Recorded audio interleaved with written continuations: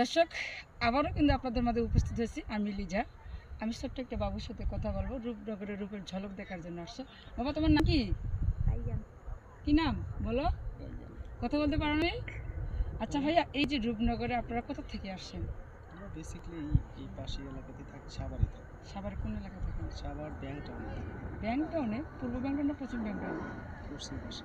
ও আচ্ছা, দর্শক আসলে আমি যদি পূর্ব ব্যাংক টাউনের একজন বাসিন্দা, পূর্ব ব্যাংক টাউনে যেহেতু আমার বাড়ি, তো সেখানে ভাই থাকে। ভাই, আপনার গ্রামের বাড়ি কোথায়? আমার কোন ডিস্ট্রিক্ট পাবনা। আচ্ছা, পাবনা কোন থানা? আপনার সাথী আর কাশিরাম। আচ্ছা, এই যে এই ঘুরতে আসছেন ভাবির আপত্তির কারণে ঘুরতে আসছেন, নাকি আপনি ইচ্ছা করে ভাবিকে নিয়ে ঘুরতে আসছেন? মানুষ তো শুক্রবারে আসে, আপনি জব করেন না?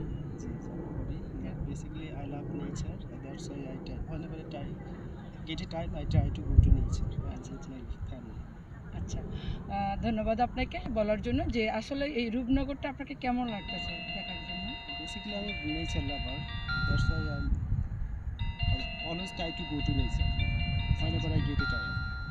জি, এই দর্শক, আমার কিন্তু এই ভাই আমার যে পাশের যে পশ্চিম ব্যাংকটা, উনি কিন্তু সেখানেই থাকেন, উনি সেখানকার বাসিন্দা।